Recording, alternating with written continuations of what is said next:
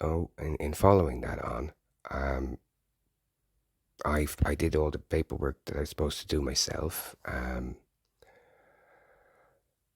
There's so much has happened, and I put the appeal in because I was aware that Terry Madden, ex-social worker, or still, I think she's a freelance social worker, ex-head of housing and welfare, would use something like that abusively, tactically, and narcissistically.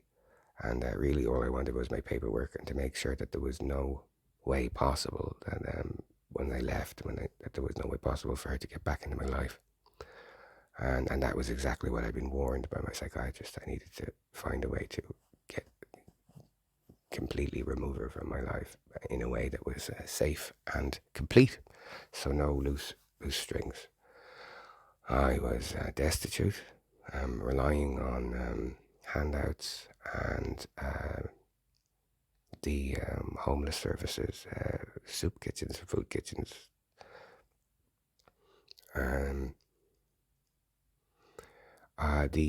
Trying to file the perjury complaint in the Bridewell was an exercise in futility and nightmare, as the Bridewell had made every effort to obstruct or otherwise sabotage any perjury complaint. The first time I went down, I was told to come back with a written statement. The next time I came down with a written statement, I was told to come back with a folder of evidence. When I came down with a folder of evidence, the guard, it was a woman guard, whose name I can't remember right now offhand, took the folder and told me that she'd read it and review the case. I then went in for, I didn't hear anything from her for quite a long time. It was just strung along, and I contacted, and then I finally went in for an interview with them, and I recorded that as well.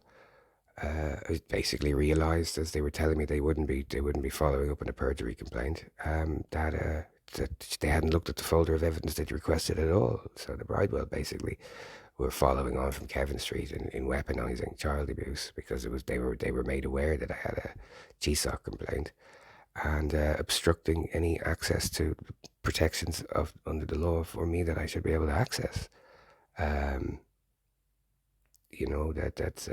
That's a terrible thing. To the point where around the same time, due to the Bridewell and obviously the aggression and pointedly trying to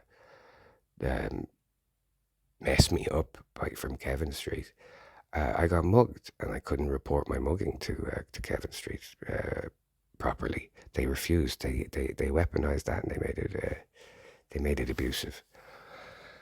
But so this is going into 2019 around October, and I was still going to see Michael Hanahoe maybe 2 to 3 times a week, giving him paperwork, making requests of him to do things for the case, like request the CCTV to do this, so I could try and get my life back. But he wouldn't do anything. So I was just languishing in isolation in a raid derelict home. And, I was being taunted by Kevin Street. They wouldn't give me the information on how to decontaminate the apartment from the incapacitants they'd used, which are toxic, highly toxic. CN foam, which GSOC told me they used, turns into malin and nitrile, which is a 496 half-life. The body reconstitutes it in the organs as cyanide. It's highly toxic. So there was an immense amount of distress. I could still taunting me about my phones. So I filed for the appeal, and then I figured that I should get, I could try it again to get legal representation. And I ended up with a guy called Eamonn Bennett, who's a terrible solicitor, and I would have his cases reviewed if he acted for you. It's terrible. Eamonn Bennett took documents in email and said he was going to meet me, then cancelled the meeting. Then he said he was going to meet me down at court, and then didn't meet me. So basically, Eamonn Bennett didn't do a proper review, practice due diligence, take the case, take the full paperwork, review everything. He didn't do not even a shred of due diligence, which is part of the large point of the LSRA complaint that was made against him. And I never met him. Not once did I meet him. And even more kind of amusing in a dark and messed up way, I had legally changed my name at this point, and Eamonn Bennett aggressively, with legally threatening language, in that, like, because it was so difficult for me to get representation, and it was getting so close to the time. Uh, you know, Eamonn Bennett took the case, and then when I was saying that I want, it's not in my legal name, and uh, Terry Madden knew that because she'd been sent notification of the change back in January, and he bullied me. Eamonn Bennett bullied me verbally with the threat of having no legal representation at the last minute, like in the midnight hour, if I didn't do as he said. And I was like, I was trying to explain to him that like I'm not legally allowed answer to that name. That's the terms of the depot, and he got is very threatening on the phone verbally. And I was in too much distress to deny it. So I got bullied into using a name that wasn't my legal name in court by Eamonn Bennett, which was brought to the attention of Eleanor Carmody and the LSRA, in which they did absolutely nothing about but screw me over. I was told by Eamonn Bennett that I would meet. He'd organised a barrister for me.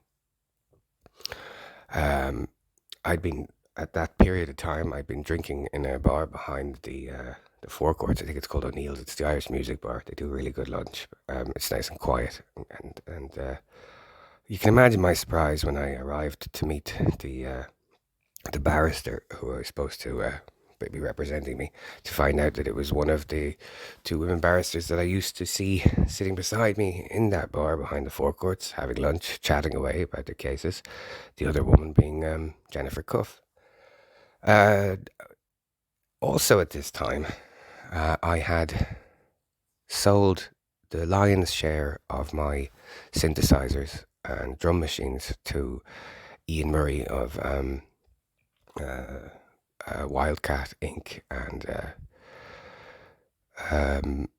Ian had only taken the deal because he said that, when everything stabilized, he would only agree to it if I agreed that I would buy them back. So that seemed like a nice thing, although that never happened. And Ian Murray was also important because he'd written a witness statement regarding points of perjury regarding his interaction with the scenario that, Terry Madden had fraudulently related in court. And I had 3 witness statements from ex-partners dating back almost 20 years regarding the abuse. And I had a witness statement from Ian Murray and various other people, including Professor Stuart McLean, from anthropology professor.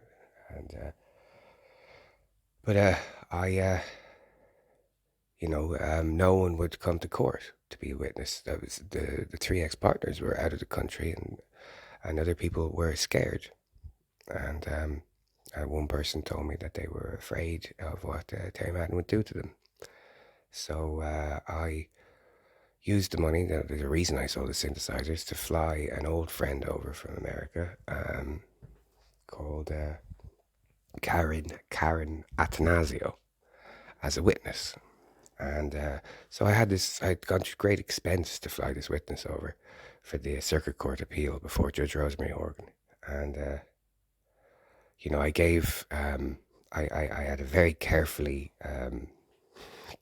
set large folder of evidence of perjury, including, I think there was over 137 points of written and correspondence perjury, over 27 audio pieces, all laid out with spreadsheets, timeline, email timeline, contrary documents to some of the statements made. It was all there. It was all like, you couldn't have laid it out more easy to read for Norma Sammon. And then also there was the audio. And on the first day, the first point of this was in October, and I made clear to Norma Sammon that I all I wanted was my documents, my belongings back, and I didn't want anything to do with Terry Madden ever again for the rest of my life. I offered to swear a court oath before and signed before Judge Rosemary Horgan that if the abusive gold rope of the barring order, which was already being abused, as I mentioned, with contact from Terry Madden, indirect and direct, was lifted so that I wouldn't be looking over my shoulder, I would sign it saying that I would never, she didn't, more than the 5 years, I'd never contact her again. But that was in October, and I was,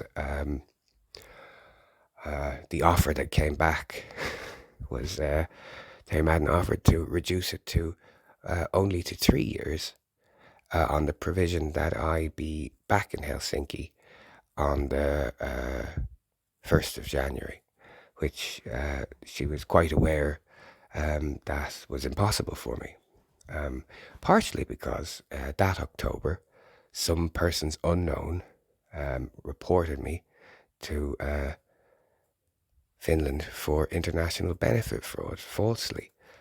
So I was under investigation, and it was found to be unfounded. But for the period of the investigation, the medical welfare that I had was shut off, so I was on nothing. And whoever did that was trying to cause quite immense distress. Remains to be seen who did that. So they were quite aware that I couldn't take the offer of being out of the country at the risk of being in breach and possible imprisonment just by not being able to travel, because I was absolutely destitute and penniless and only had the money from the synthesizers. The case wasn't heard in October because there was another case that ran over. Norma Sammon played some of the audio then for Terry Madden, and she said she was very derogatory. She's like, no one will believe you. She's going to play the scared little old lady, and and I said, look, I was very emotional and distressed, and I was on my own, and I said to Norma Sammon that look, I have a terminal lung disease diagnosis, and I don't know how many good years I have left, and I really just want this woman and their abuse out of my life. I want my documents, I want the belongings that she's withholding back, and the residual paperwork. And the paperwork had been a point of contention, because when I had got out of James's Hospital Founds ward and I was requesting the paperwork that I'd left behind when I travelled for safekeeping, Terry Madden refused to give it to me and started sending me random envelopes of documents, like the business plastic envelope from Unpust. I think the first thing that arrived when I was requesting birth certs and P45s and stuff, because I was trying to get everything in order to leave, was the first envelope contained school reports from 1986 and 19. So it was, as was described by John Fitzpatrick, it was just like being drip fed poison. And the only reason I got that box of documents prior to the October case was because I emailed and pointed out that now I had physical evidence for the first time properly of Terry Madden's narcissistic, malevolent abuse. And the box of documents turned up about an hour later. And there was probably enough documents in it for Terry Madden to be sending me random old bank statements and stuff every other week for over a year and a half or more to cause distress and drip feed poison. So there I was down in Smithfield Family Law Courts, and I was I just said, if I remember the exact wording, it was something like, I have a terminal lung diagnosis. I've got COPD. I don't know. It's very early, very young for me to be diagnosed with that. That often that means heart failure somewhere in your 40s. I don't know how much good time I have left or the quality of that time. and I want my documents, paperwork, and the remaining items that of mine that Terry Madden has. And I will sign that court oath saying I'll never contact her ever again for the rest of our whatever time we have left. Never. In return for her dropping the barring order, so that I know that there's nothing, no strange narcissistic abuse that can happen, because I was already being subjected to her contact, indirect and direct, which was done purely and only to try and cause distress, to get a PTSD crisis and dysregulation, which could then be used maliciously and abusively. And so the October date was postponed, and it was in November. All the way through this, I was still dealing with the nonsense of obstruction and fraud in the Bridewell. Like, absolutely horrible people. Why would they go to bat? Why would Bridewell guards go to bat for child abuse? That asks a lot of questions. At one point, they tried to get me to go to Donnybrook, and it was just assholes, I suppose. And Karen Attanasio flew over for November. A lot of the paperwork for both times was prepared with me, but with help from Nigel Derbyshire, an author and a poet in the UK. And as stated, Norma Sammon had this big, detailed, laid out, easy to follow folder of evidence. She took the folder, and on the day in November, I introduced her to Karen Miss Attanasio, and that was the witness of abuse and Terry's abusive nature, and Norma Sammon basically said she wasn't going to use her, so a great expense was made to bring a witness to prove to show the malfeasance, and Norma Sammon obstructed the use of her own client's witness. And then there was the point where Norma Sammon seemed to have messed up supplying the audio. So when the audio was to be submitted to the court, it hadn't been, and Judge Rosemary Horgan had to leave the court, and then the audio had to be played for Jennifer Cuffe and Terry Madden in the closed court while we waited outside. And then when we went in, and I was subjected to 2 hours of hideous legal fraud, collusion, and abuse.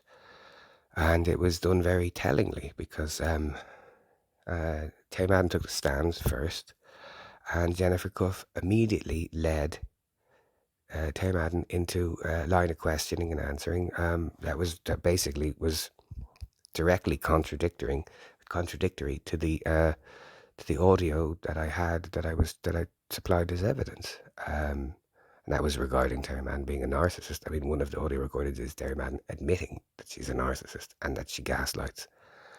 And that was the first point that Jennifer Cuffe led in. And I realised quite quickly that Jennifer Cuffe and Norma Sammon had colluded at some point, one of the breaks, to withhold that evidence and withhold Karen Attanasio from the court. And I just sat through, like my life being rewritten on whim. Absolute vile perjury. At one point I was told I extorted money.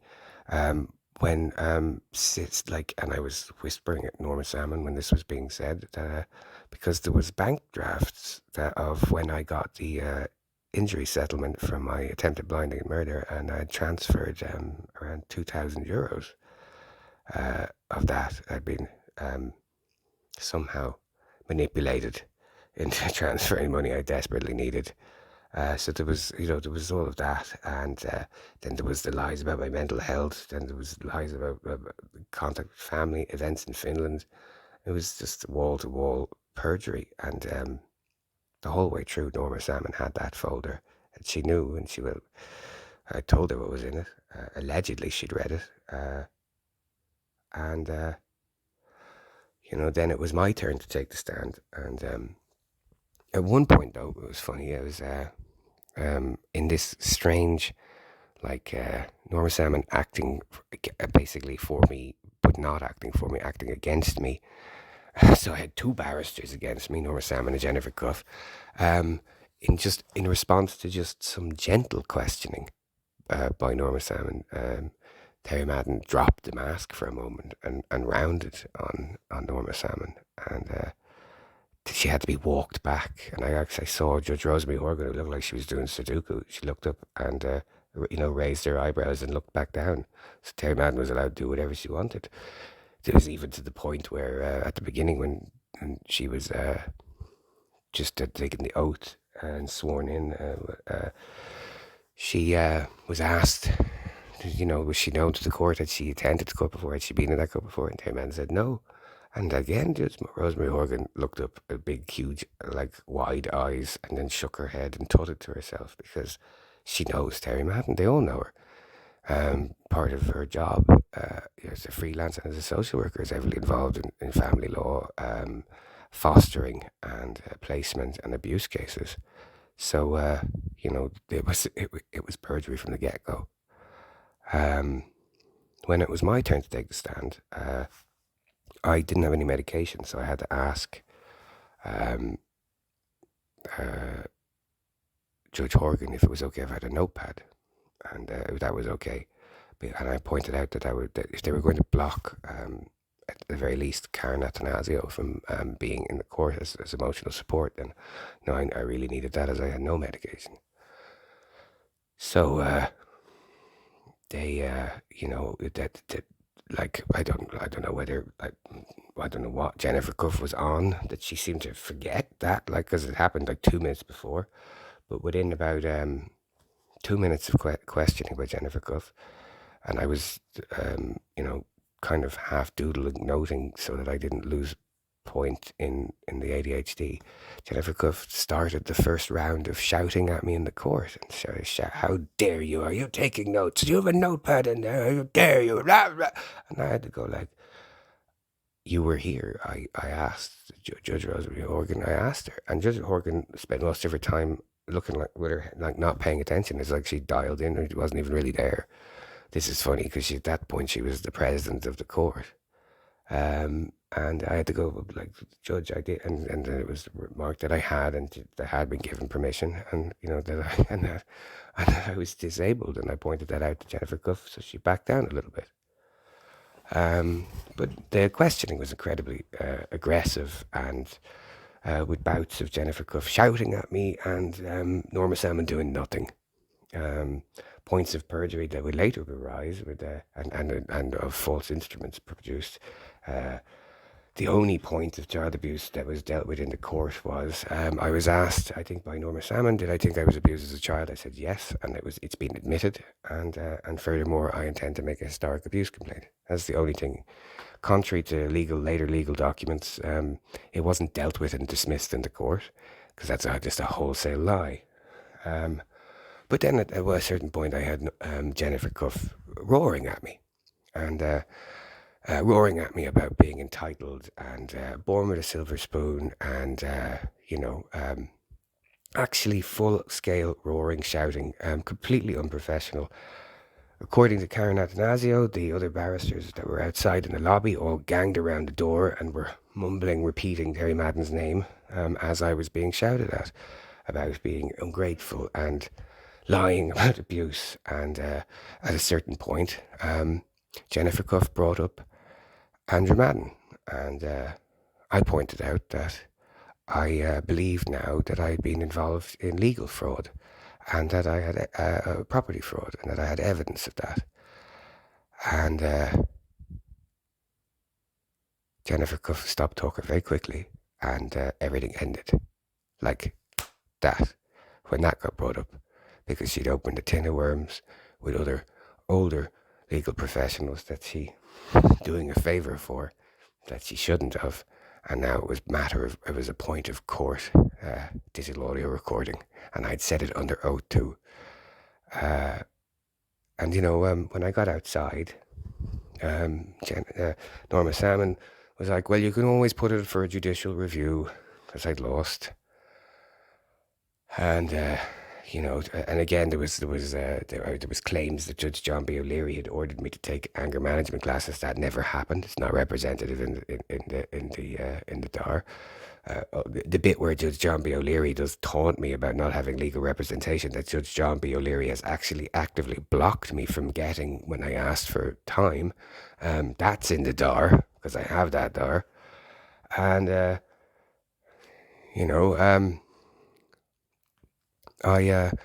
was there beside Karen Attanasio was beside me, and Norma Sammon was like, "Yeah, sorry about that. You win some, you lose some, kind of thing." And I was like, "No, but this is terrible. Like she's just rewrote my life, reinvented what my stabbing. I mean, like even the point regarding Ian Murray and the deeds was perjury."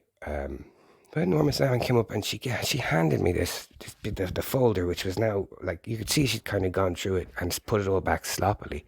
And she says, "I know you gave this to me to use, but I was never going to use it.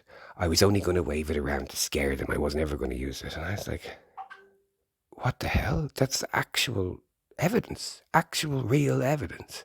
And she didn't use it. And I was like, "What, the audio?" She's like, "Yeah, I just wanted to scare them." And I was like, "But the audio showed, all of that showed it was perjury." And Norma Sammon went, "Well, you can always go for a judicial review." And I went, "What's a judicial review?" She was like, "Oh, she gave me this runaround answer that wasn't a non-answer. And then she just sort of went, "But anyway, and she leaned in kind of close to my face in a sort of a smug, snide laugh and went, "Anyway, no one believes you anyway," and sauntered off.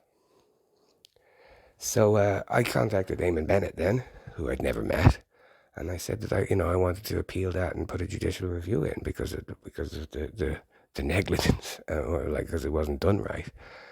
Eamonn Bennett refused, so he obstructed. He got quite aggressive on the phone. There's a phone recording of that floating around of him, of Eamonn Bennett telling me what the law is regarding phone recordings, because I told him I was recording because he got very aggressive. He refused to answer letters regarding the appeal to the perjury. So effectively, Eamonn Bennett obstructed my ability to not be damaged. And Norma Sammon did too, but Norma Sammon very clearly did it in collusion with Jennifer Cuffe.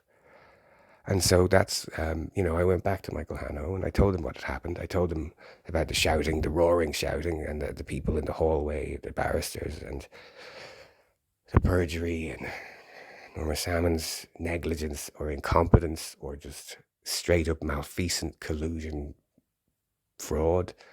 And Michael Hanahoe told me that I should file LSRA complaints. And he was insistent I should, he was surprised. He did comment that he was surprised that Eamonn Bennett would treat something so badly, considering the family law was his bread and butter, and in his own words, in Michael Hanahoe's words, all he had. He didn't think he'd be that negligent, but he was very displeased with Eamonn Bennett. And he told me to go and file the LSRA complaints. So this is how the journey with Eleanor Carmody and the LSRA began. Michael Hanahoe told me to file the complaints, and I did. And I'll get into that and how that went in the next episode. Sorry these are so long, but I'm covering a lot of ground because this legal quagmire is what Ruth Cannon came in and began obstructing and meddling and blocking and damaging and running out the clock on and using to be as a form of psychological abuse and manipulation. And it's why things are where they are at the moment. And it's very much, Ruth Cannon, another part of Eleanor Carmody's like absolute puzzling negligence and incompetence, or just pure bigoted evil. Hard to say. I did write a letter of complaint to Judge Rosemary Horgan about Judge John B. O'Leary, which, was claimed to not have got. I did do my best to stand up for myself and point out when these people were acting in bad faith, negligently, incompetently, and malevolently. And I just got the runaround and treated like a non-human. And that's why I'm recording these. That's why I'm documenting this. So the next part will come maybe tomorrow. Also tomorrow I'm going to start releasing more of the phone recordings. They'll be joy and fun for people. There's Garda headquarters, I think. We'll see what I can tidy up in time. Thanks for listening. This is Irish law. This is the LSRA. This is the Bar Council. This is the Law Library, the Law Society. I've had my life destroyed by these people. There's nothing left. And all the while, they were kind of running for their own interference, while I was like the subject or the target of a fraudulent case by a corrupt Garda Brian Gillen and his colleagues, whose corruption I traced back to cases as early as 2015. So, there's a lot going on, but I've proved a lot of it in court. So I will continue this later. Thank you for listening.